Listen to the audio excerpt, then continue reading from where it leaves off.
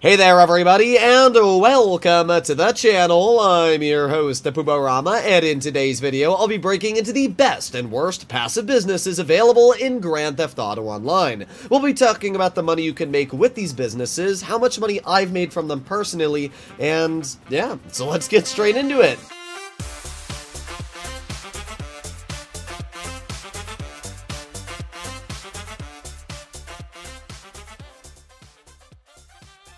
We are going to be starting off with the worst of the worst when it comes to businesses, which is the motorcycle club businesses. They suck. It's really sad that they do, and Rockstar could very easily fix them by changing the sale missions. Unfortunately, the sale missions are just absolutely horrible. For example, in front of you, we have the Document Forgery Office. This has $105,000 worth of products. Now, I spent $75,000 to supply this, and with that $75,000, I'm going to make $157,000. That's really not that good of a profit margin. That means I'm making about $75,000.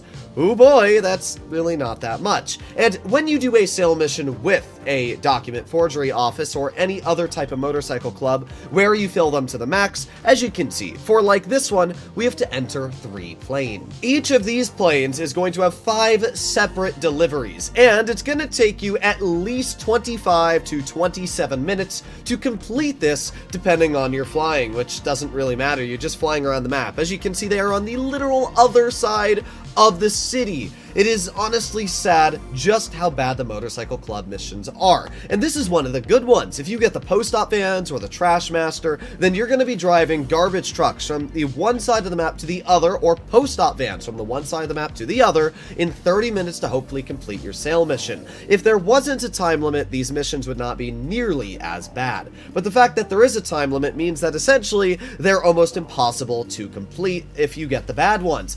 Add that into the fact that the payouts you're getting aren't really worth the time you're spending on the sale missions and the money you're spending on the product. It's just 10,000 times better and easier to do payphone hits to make the profit. I should also add into the fact that motorcycle club businesses have a pretty decent chance of being raided while running them active daily. So at the end of the day, the document forgery is definitely the worst, but it's not the only one that's pretty garbage.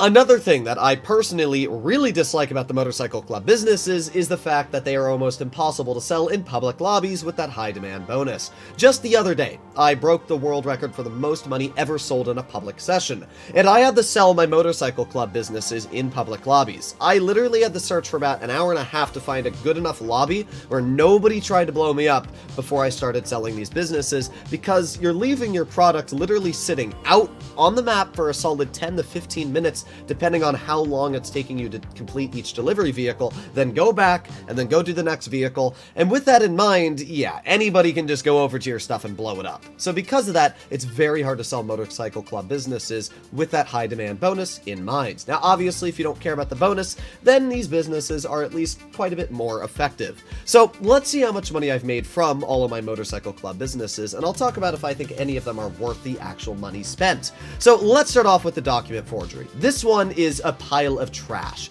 I've made $850,000 from it in a total of 4 sales. It shows you how little I care about this business. Each sale, you're also having to factor in that you're spending $75,000 on the product itself. So you're only making about $70,000 each time you sell. Just do a payphone hit. It's literally 10,000 times faster, and it's actually going to make you more money. So yeah, document forgery is the worst business in the game. Literally, shut it down. Don't waste your time on that business. Next up, we move on to the Weed Farm. This business I actually like for one reason, and that is it has 2 single vehicle sale missions. You have the normal truck one, where you just drive a big old truck to the destination, or you have the same truck sale mission, but this time there's a dude that gets you high while you're driving the truck. It's kind of fun actually to do the sale mission because you crash into everything, literally everything, down the road, but because of that, this business has 2 single vehicle sale missions, which is quite a bit better than a lot of the other businesses. businesses, so I actually do like the weed farm a bit more than all the others. I've made around $10 million with sale missions on this business, which is pretty solid judging that this is one of the later businesses I actually ended up getting on my Broke to Billions account. After that, we move on to the Counterfeit Cash Factory, which I made a total of $11,361,000 with. Now, even though I've made quite a bit with this business, the reason it's so high is also down to the fact that this is the first Motorcycle Club business I had on this account. With the Criminal Enterprise Starter Pack, which Rockstar essentially gives away for free for PC players at this point, especially when I started my Broke to Billions account purchasing this account, it came with this business for free. So because of that, I did have a bit of a head start when it comes to my counterfeit cash. I wouldn't say this business is good, I wouldn't say it's bad, it's just kind of limbo. If you need some extra cash, you can leave it running in the background and you can sell it whenever you want, but again, the sale missions are pretty mediocre. Now we move on to the Math Lab, which honestly I hate. For some reason, it always seems that this is the business that I have rated, hence why I actually have a very abysmal amount of money made at $9.3 million with it. Even my weed farm has made a heck of a lot more money. Add that into the fact that this is also the slowest business when it comes to using your supplies. Sure, it will give you a lot more money than the other businesses when you purchase the supplies, but it takes so much longer. I just hate using this business. It's definitely my least favorite apart from the document forgery. Finishing off, we have the Cocaína, which as we can see has been rated, so I can't even click on it right now. Really, the only business out of all the motorcycle clubs I can suggest run is in fact the Coca-Cola, for two reasons. First of all, it does make you some pretty decent money. It's one of the highest passive earning businesses out there. You can see I've made upwards of $18 million, and this is without even adding in the high demand bonus. So I've probably made close to $25-ish million with this business, which is actually an insane amount of money. But it's also down to the fact that this runs your nightclub business. You need to own a motorcycle club businesses for your nightclub to run in the background. So because of that, this is actually a rather important business to actually have running. Add that into the fact that there's a little secret I use and a lot of money grinders use when it comes to the sale missions if you're selling in a solo lobby, especially because of the fact that, as I said before, selling in a public lobby with the motorcycle club business is pretty tricky and sketchy. So if you sell in a solo lobby, and let's say you get a pretty trash sale mission, for example, let's say that you get post-op vans, which is by far the worst delivery method that you can get. This will take you at least 28 to 30 plus minutes, and as I've talked about before, you have a 30-minute timer, which means essentially it is impossible to do a sale mission sometimes, depending on how far away your business is from the city, with the post-op vans. Because of that, usually what I suggest to do, and what a lot of hardcore money grinders do, is they go to online, they find a new session, and start the sale mission once again. You're only going to lose about 5% of your product when you do this, which is maybe going to be like $20,000 to $15,000. It's not the end of the world, and you shouldn't get post-op vans again. As long as you don't get post-op vans, you can basically guarantee the sale mission will be completed, so you'll still make about $500-ish thousand from your sale mission with the Coca-Cola lockup. At the end of the day, I just wouldn't suggest to run motorcycle club businesses for the most part. For example, the sale mission on any of the businesses takes around 20 to 25 minutes on average if you fill the business to the max. And what that means is that, let's say you sell 2 motorcycle club businesses, and it takes you 25 minutes for both, 50 minutes in total. In 50 minutes, I can start from scratch to finish the entirety of the Cayo Perico heist, and make around $1.5 million. Yeah. So I can either make, I don't know, like $500,000-$600,000 with 2 motorcycle club sale missions, adding in the amount I've spent on the resupplies, or I can do one simple Cayo Perico heist and make 5 times the profit with 5 times less effort. Yeah, in my opinion, that's what I would just do.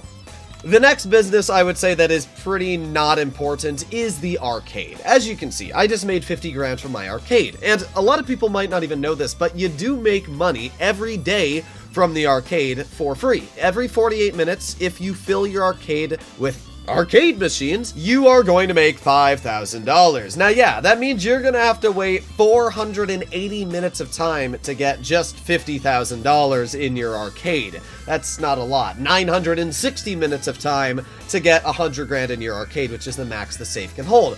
But to be fair, it is still money. and it's free money that you don't ever have to do anything to achieve. Even when it comes to the arcade machines, as you can see here, I'm playing Monkey's Paradise, and every single arcade machine here is Monkey's Paradise. That's because you can literally just use the same arcade machine to fill your entire arcade.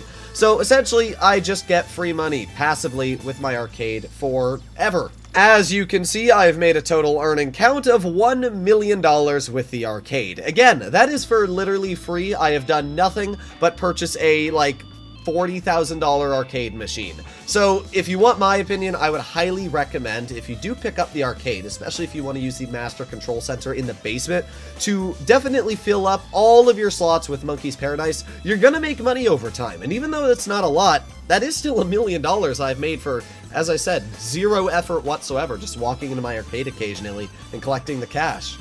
Now we arrive at the bunker, which is honestly one of my favorite passive businesses for a couple reasons. First of all, it usually has some sort of extra money event going on for it. Rockstar either increases research or how much money you make from the bunker, like a double money sale mission, which we had literally just last week.